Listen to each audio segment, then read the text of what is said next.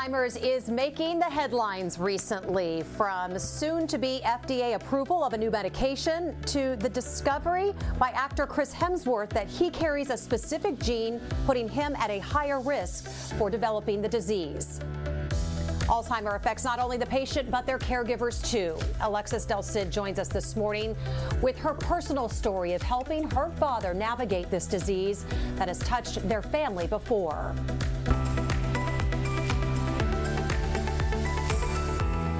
Good morning. It is Tuesday, December 13th. I'm Jessica Lovell. Welcome to the Morning Medical Update. We are live inside the Dulcie Simons Jr. Family Broadcast Studio.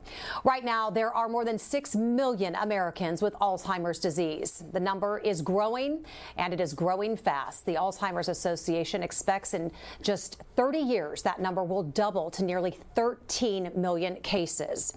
Make sure you get your questions sent in to us on YouTube, Facebook, and the Medical News Network. You can find links to all of those right there on your screen.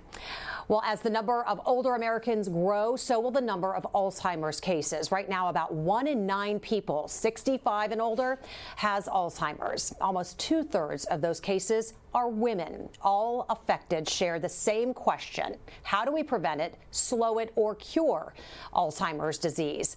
Please welcome to our program today, Dr. Kosik C. How are you today? All right, thank you. Good to see you. You're a developmental neuroscientist and the scientific director for Stowers Institute for Medical Research, and we are so glad to have you with us today.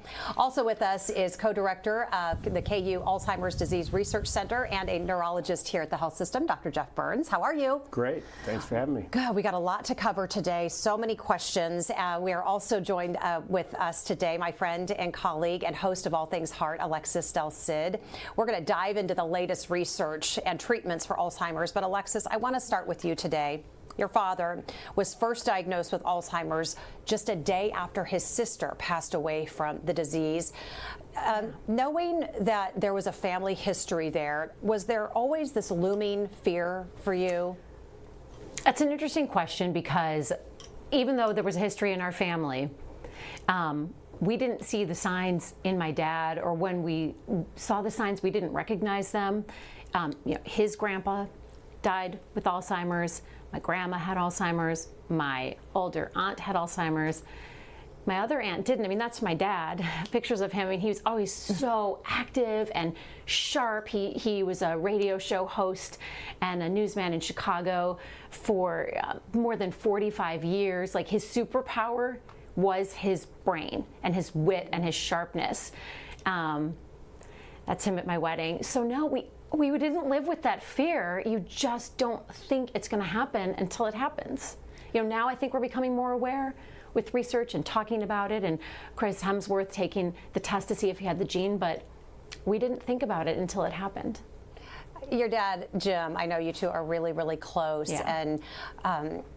And you've taken after him in so many ways. You're like best friends, and you talk about him a lot. We love hearing stories about Jim. But when did you first realize that there was something wrong?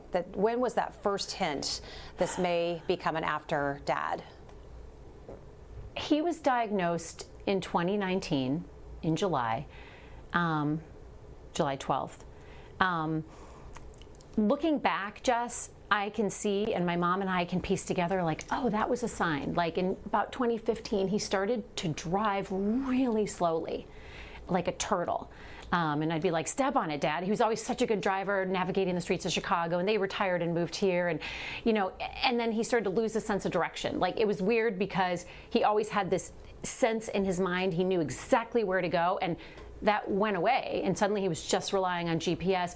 I'd say that went on for, a couple of years, little things like that we only see looking back. And then in 2017, 16 was when he really started to forget things and do more obvious things. Like, he'd be driving behind me, we'd be going to the same place, and he'd be taking his car, and suddenly he would just turn right. I'd see in my rearview mirror, I'd be like, where's he going? He doesn't drive anymore, and that's a whole other conversation about how you navigate that. But I'd say we really started to see the signs in 2017, and finally a couple of our best friends had almost what you would say was an intervention, where my dad was too afraid and resistant to get tested for this and examined for this, and his best friends and my mom sat down and they were like, Jim, we're so worried about you and we love you. You need to explore this with a doctor, because if there's something that can help you, wouldn't you want that? Wouldn't you want to help Denise, my mom, Alexis? And so then he acquiesced and went, and then he was diagnosed.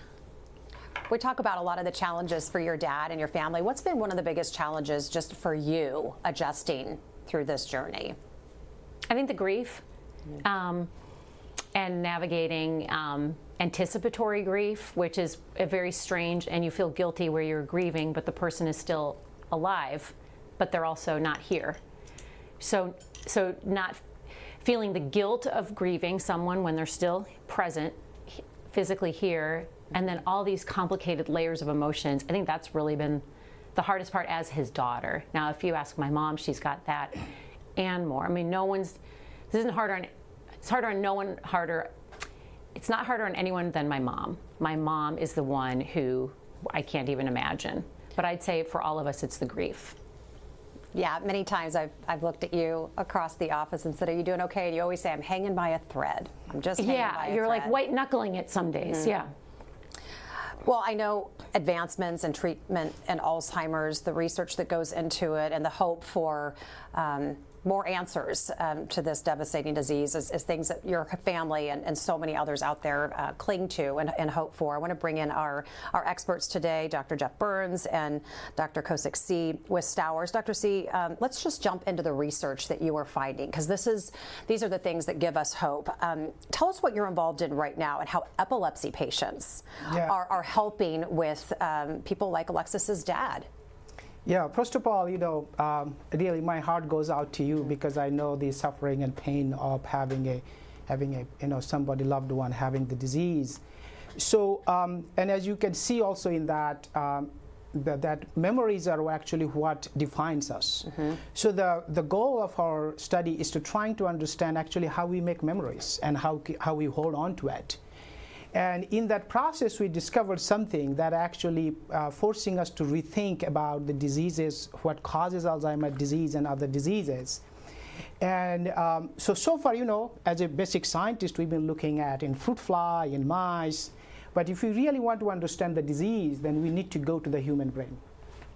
And that's where this epilepsy patient comes into the fray, because the human brain has, for example, fruit fly brain has 150,000 neurons, but our brain has 86 billion neurons.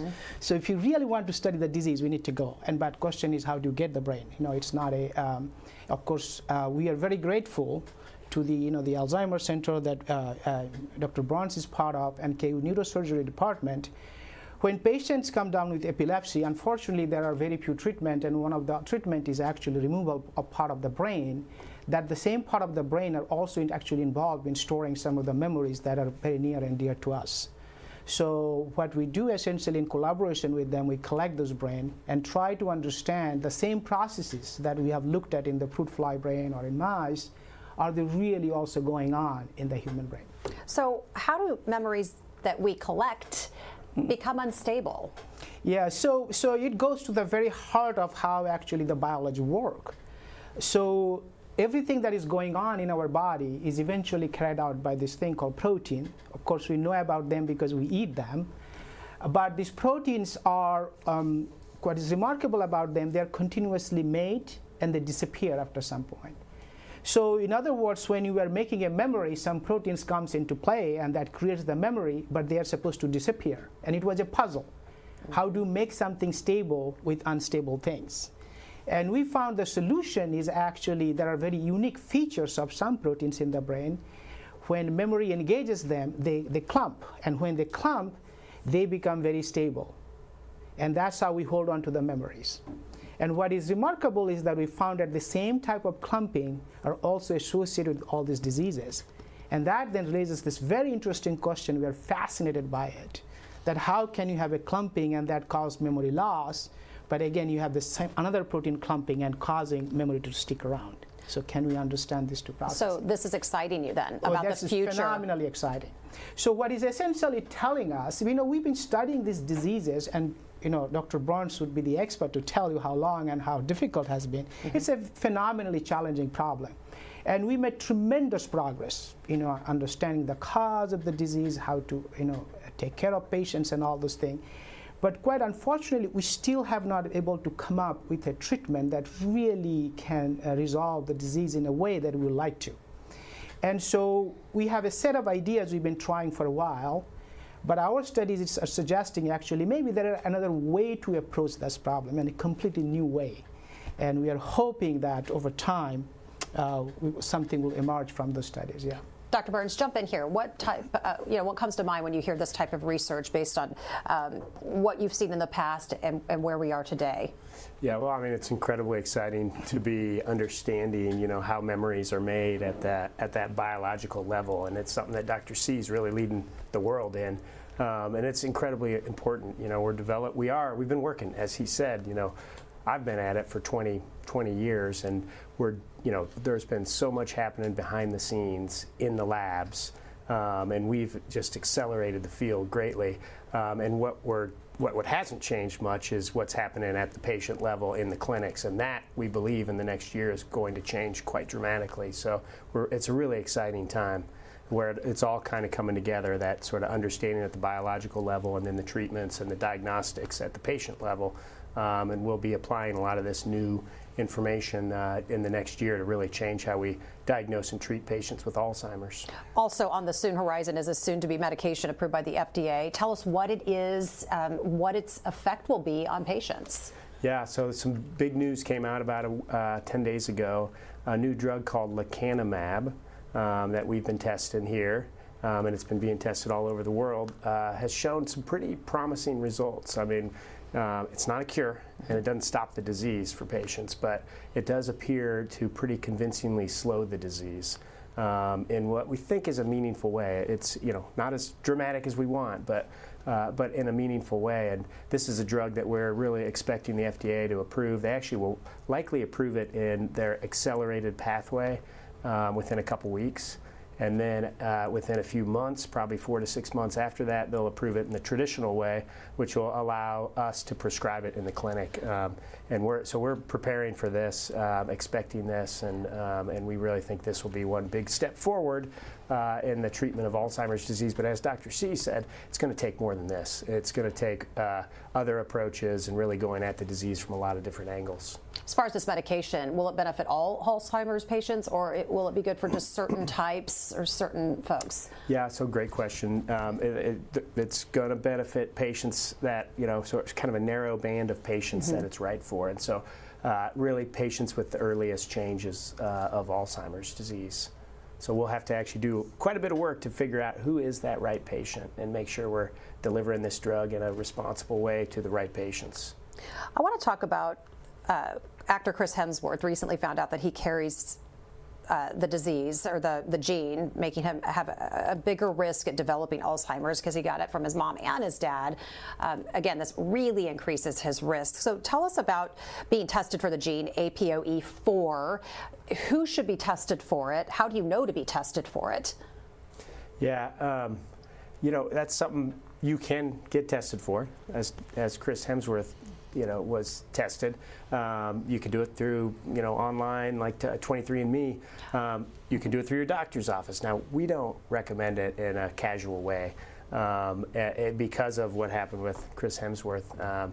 If you're not really understanding exactly what is that gene telling us, then you're bound to maybe misinterpret it or live with a lot of anxiety and angst about developing the disease. And what APOE4 is it is a risk gene. It's not a definitive diagnosis of Alzheimer's, but it does mean you're at much higher risk. And he has 2 copies of the gene, which means he's at much higher risk. Doesn't mean he's destined for it, but he is at a much higher risk of developing Alzheimer's. So you say you don't always recommend it. In what case would you recommend it? And I will say, I have a friend of mine in her early 60s, and her mother died of Alzheimer's, and she said, I don't want to know. Yeah. She said, I can get tested, but I don't want to know. And that's that anxiety you're talking about. So who should know? Yeah. Well, I mean, in the research setting, we do it on basically everybody, but we don't tell. We actually keep it, even each other, we sort of keep it sort of hidden and de-identified way. At the clinical level, at the patient level, we are beginning to use it in basically everybody who we're thinking about treating with this new drug. Because the gene tells us a little bit about risk of some of the adverse effects of the new drug. And so in my practice, I basically only test it for people who I'm thinking about one of these newer drugs, and then basically that's it. And I try to discourage most people from getting the test because it doesn't tell us really much more than, say, a family history. If you have a family history of the disease, You probably know it. You're at higher risk. Right. And if you have this gene, you're at a little bit higher risk. It's not that much higher, but it can be substantial, like with Chris Hemsworth. So I just tell people, eat right, exercise, do everything you can to try to prevent Alzheimer's disease, and that's basically, I stop there. So that's the advice you would give to Alexis. Yes. Knowing that her aunt passed away from it, her dad has it. Just keep on keeping on. Keeping on, stay healthy, control your heart risk factors. So if you have high blood pressure, make sure you treat it. If you have high cholesterol, make sure you treat it. Exercise, eat right, and then if you want to participate in research, there are research opportunities. Alexis, you might be too young for them still, but I don't know. But thank you. I'm almost 50. Nice. I think I'm probably there. Yeah. But yeah, there's a lot happening in the field to try to we're really moving things forward on that, again, in the background, in the research side, to understand what can we do to identify risk, and the genes and other things are being used to identify risk, and then do something to reduce risk for the long term. And I think 15, 20 years from now, maybe even 5 years from now, we're going to be in a very different place in terms of prevention. Well, and when we talk about the research on this program and we talk about how quickly it's moving, give us kind of a gauge of that. I want to hear from both of you just about the gauge of how quickly things are moving. I've had people come on here and say that we're having to kind of rewrite the statistics as we're going because things are changing so rapidly and the research is coming in so quickly and the medications are becoming available. What are your thoughts, Dr. C? So, I think that what is exciting about it is that we are now approaching the disease with multiple different ways. Initially we focused on trying to see whether we can take care of the amyloid that we most talked about. But now we are trying to come up whether we can boost the immune system of the brain, whether that can help us. Even there is a treatment coming out, it's in a very, very formative stage. There is some type of light actually seems to be helping, at least in the mouse model of Alzheimer's disease, curing the disease or at least helping the animal. So I think there are multiple, what is exciting is that there are many different approaches that are sort of coming towards the same problem. So as opposed to just one type of solution. So I think that's what we are going to look forward to next 5-10 years, yeah. Dr. Burns, your thought. Paint that picture for us. I exactly agree with Dr. C. That what gives me hope and what excites me is that we're going after the disease from so many different angles. And we couldn't have said that 10, 15 years ago. We were just going after amyloid, this protein in the brain, amyloid, which has led to these new drugs. That's not a fault, but that was the only thing we were looking at 15 years ago. And today, there's so many different approaches, and I believe that's what it's going to take. Well, and even when we just talk about this new or soon-to-be approved medication, it only treats a sliver of the patients, but that's the point, is to take it's all patients and all Alzheimer's disease patients are not created equal. So you need those specific medications, correct? Right. Yep. Yeah, so the future that we imagine is one where patients are each patient's unique and will receive a different sort of combination of therapy based on the kinds of changes we're seeing in the brain. And this is a first step in that direction. We go after this amyloid protein, but there's other things that we're going to need to go after, and we're working on it. We've been working on it for decades in the background. Metabolism, inflammation, the immune system. There's lots of things that we need to go after and target and try to understand how does that influence the disease. And it's going to take a combination of things. Okay, hey, Dr. C, please. Yeah, and I may add, actually, in addition to treating the disease, I think what is also changing is that how we detect it, how early we detect it. And as you know, this disease shows up early on, as Alexis was saying, before you even realize you have the disease. So the earlier we detect and better we detect, we have a better chance of treating these diseases. And there is actually a remarkable progress has been made in trying to identify the diseases as early as possible. So when you combine these two things, you detect them early and you approach the disease in multiple ways, I think the future is very encouraging. Alexis, I want to talk to you about something else. And we've talked about this when it comes to isolation and this disease. Talk to us about that. Have you found that to be true? And maybe give us some examples. Well, when he was first diagnosed, he was diagnosed in another state before we moved here, and the doctor said, this is a disease the whole family has. But one of the insidious ways, it's such a cruel disease because it will take down a family through isolation. And my mom and I and my dad, when he could still have this conversation, we all decided that we would be very public about it and not allow our family to be isolated. And what isolation can look like is if you're caring for someone with Alzheimer's, like in my case, my dad, okay, so he might, as the Alzheimer's progresses, start to say things that other people might find strange or weird, or I'm worried that it'll make other people in the room uncomfortable. So therefore, I'm like, I don't want them to see my dad like that. I'm going to keep him home. We're not going to take him out. Well, that just isolates everyone. And you can't worry about other people's discomfort over a horrible disease that your loved one has.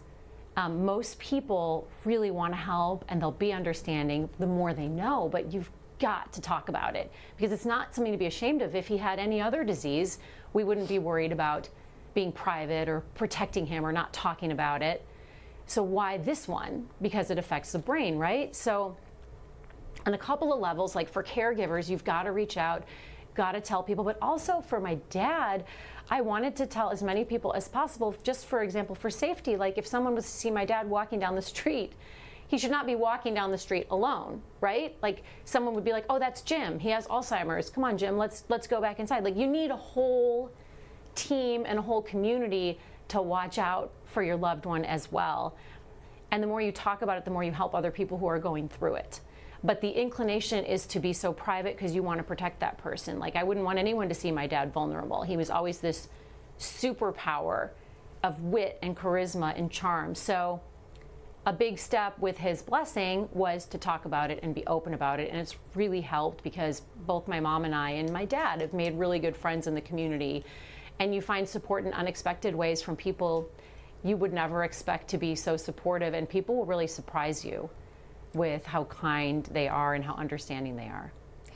And as a journalist, Alexis, you found a really creative way to express yourself. And I want to talk about that here in just a moment. I want to take a quick break and check in with Dr. Dana Hawkinson, Medical Director of Infection Prevention and Control, to share our numbers this morning. Good morning. How are you? Yeah, hi. Good. Hi. Yeah, right now we have 58 total in the hospital. Of those, 38 are active infections with 7 in the ICU and 2 on the ventilator. So numbers are, holding steady. Hopefully we can keep that under 40 and see, when and if we reach a peak and hopefully go down from there. All right, I have a headline for you this morning, a scientific breakthrough. They're saying, scientists say they finally know why people get more colds and flu in the winter. What does that mean? What did they find? It didn't seem surprising, but what's behind that? Yeah, this was looking at some of our mucosal immunity, some of the components we have in our mucosal immunity. Some of that has been looked at before. It's hard to say, is that truly functional, because we know it doesn't get cold in some of those equatorial regions, but we know that you can still have seasonal variation of viral transmission at that point. So I think it's one more data point to look at and to look at the big picture. But I think we still certainly need more investigation into this area for sure. All right, do we have any reporter questions on the line? All right, we're going to get to community questions. And Annie wants to know, how do you tell Alzheimer's and dementia from just normal forgetfulness? Dr. C or I think Dr. I will Burns? refer to Dr. Burns. Because some of us feel like we're all the time forgetting stuff. Yeah. Well, I mean, we are. We are. And so, yeah, that can be challenging. The key is really when it's a change for an individual, when it's really progressed. And what we look for in the clinic to define, when we get into things like mild cognitive impairment and dementia, it's when it's beginning to interfere with their usual activities. So something they've always done well, now they're having a little more issue doing it, or maybe they're unable to do it. But that kind of, is it beginning to interfere with daily function and cause problems? But it's a change for an individual. We all forget our car keys and our glasses and misplace them, but in this case, when it becomes something new and it's a real change for that individual that interferes with daily function, that's what we look for. I want to put a QR code up on the screen, and it is for more information about resources here at the KU Alzheimer's Disease Research Center. So check that out for more information. And on that note, Nick wants to know, what are the stages of Alzheimer's disease? How do we know what stage you're in, and what do we know about that? Yeah. Well, okay, so Alzheimer's, we do have stages. It progresses from the very mildest, changes, and Alexis talked about some of those, and to, more severe. And we look for, there's something called, I just mentioned it, mild cognitive impairment, or MCI, which is a stage between normal aging and dementia, where we see real mild changes in memory and maybe navigation and what we call executive function, but really mild changes that don't quite interfere with daily function. And then we have the mild dementia, where we see clear interference with daily function, and then moderate and severe. And actually, relevant to the drug we're talking about, we will be looking for people in the mild cognitive impairment and very mild and mild dementia stage. Becky saw a story about new research from KUMC showing 10,000 steps a day. That's what we talk about as like the gold standard of steps to get in, that could be a prescription for staving off dementia. Does walking help with Alzheimer's? Dr. C, jump in as well on any research you're finding about exercise and movement. Yeah, I don't think I can count the 10,000 steps of a fruit fly, but that would be quite intriguing.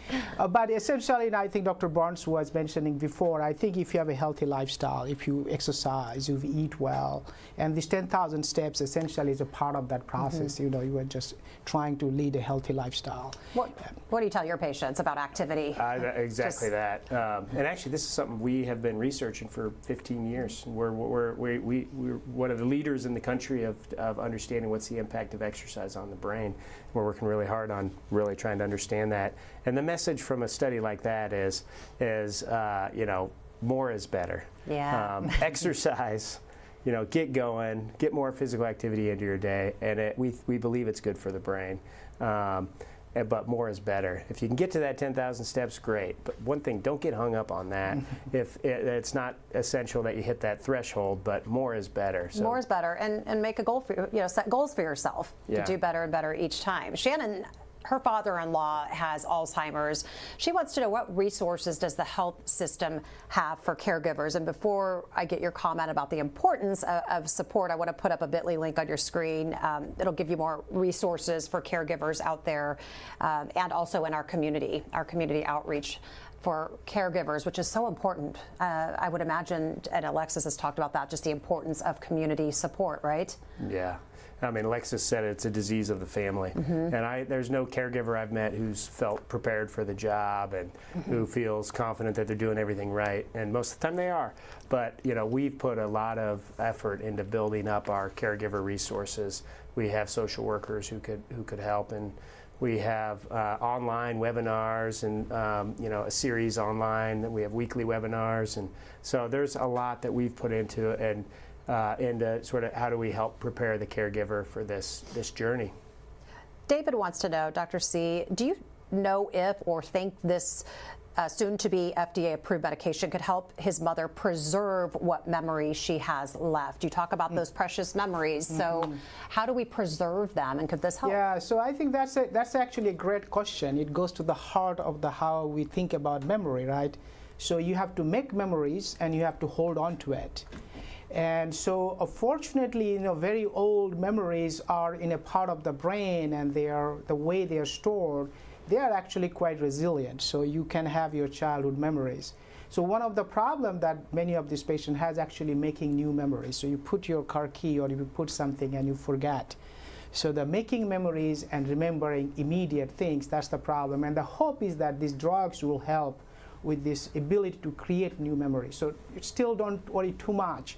That's the very end stage of the disease, when you begin to lose really old memories. Kim wants to know, how likely are you to get dementia if it runs in your family? Well, so you're at a little bit higher risk, but you're not destined for it for the vast majority. But you hit some of the stats early in the program. 1 in 9 people over the age of 65 have it, and 1 in 3 over the age of 85. So if you live a long time, you're at high risk. And if you have a family history, you're at a little bit higher risk. Irene wants to know, are there any types of medications that, like blood pressure medications or anything that might be related to Alzheimer's? Are we finding anything out about that, or is there any ongoing research about the effects of medications?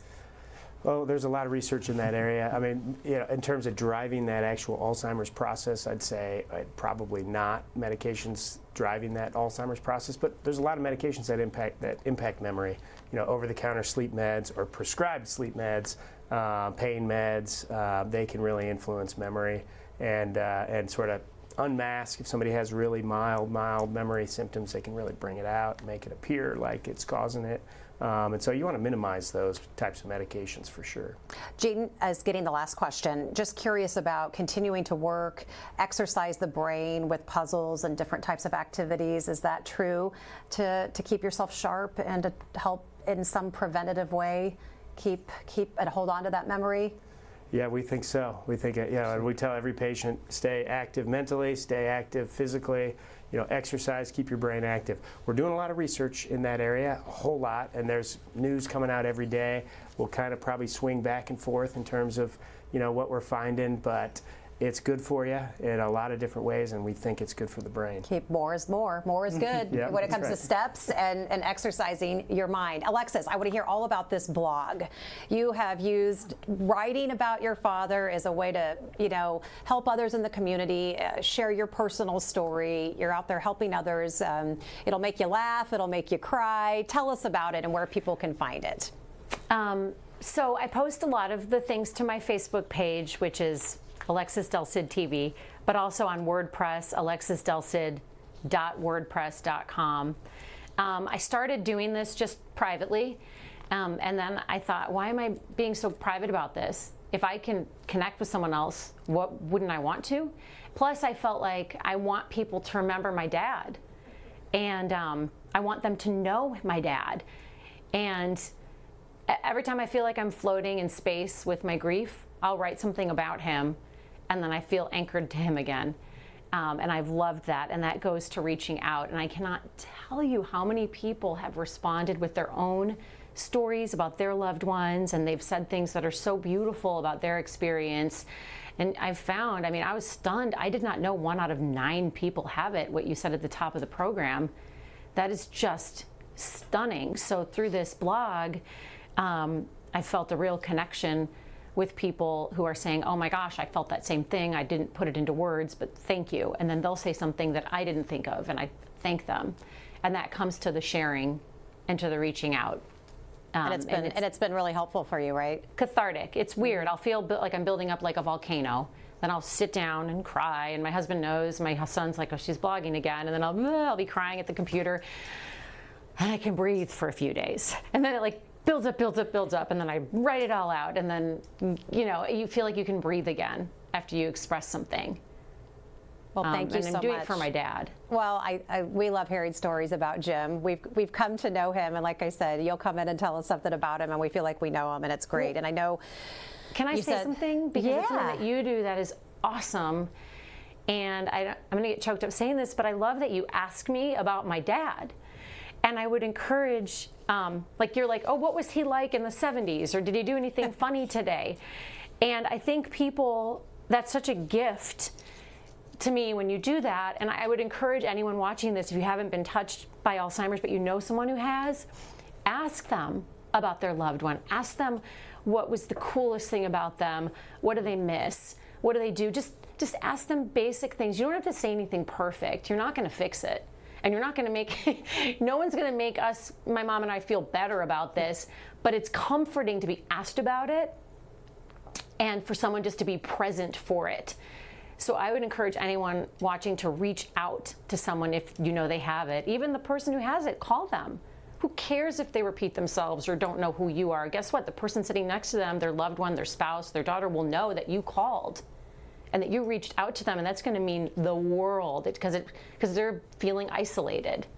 So thank you, Jess, for always doing that. And I would hope that if anyone's watching this and you don't know what to do, just do that. Just reach out to the family or reach out to the person who happens to have this disease, because it's going to be a gift to the family. Alexis, thank you so much. And as your mom said, don't keep it a secret. It's nothing to keep a secret. And thank you so much for sharing your story. I'm going to get to final thoughts from our guests. You've shared so much, and I appreciate it. Any other final thoughts you want to leave us with? I have a pro tip.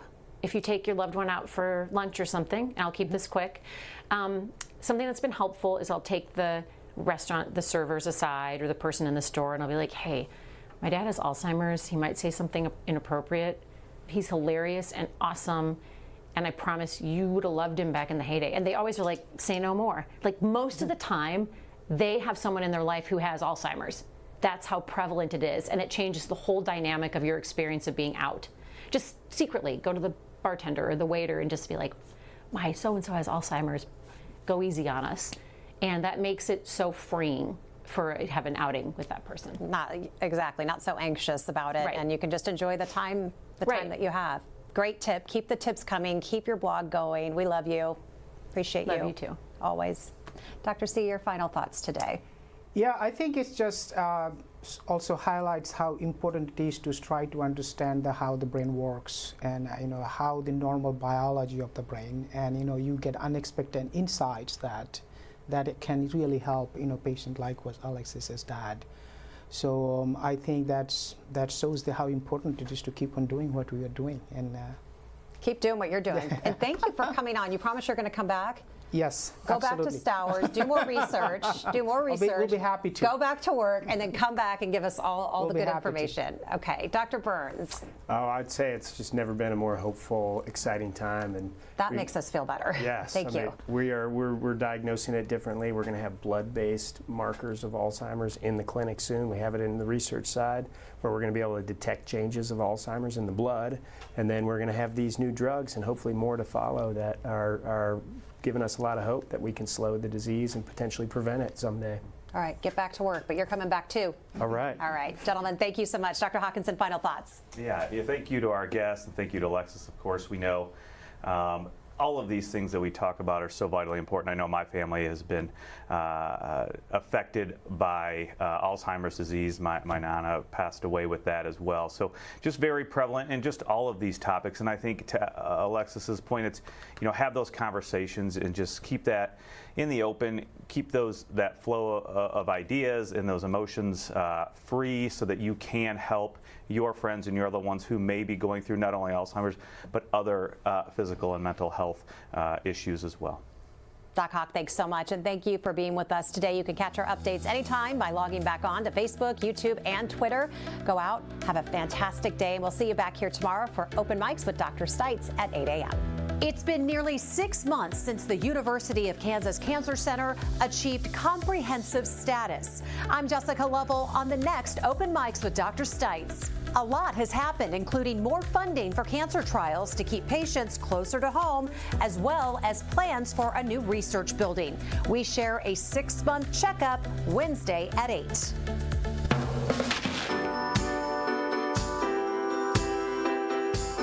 We want to let you know that starting next week, we will be taking a couple of weeks off from our program so that we can spend some time with our families. The good news is you'll still be able to watch our morning medical update every weekday and All Things Heart on Thursdays. That's right. We have chosen some of our very favorite episodes from the last year as encores, and we've recorded some pretty fun introductions to help remind you what each of those episodes is about. Wait until you see how many ugly Christmas sweaters Dr. Stites and Dr. Hawkinson own. Very interesting. I can't wait. And then we return with live programming on Wednesday, January 4th. Until then, happy holidays.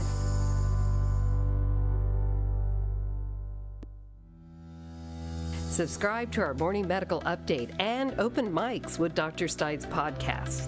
Now, everywhere podcasts are available.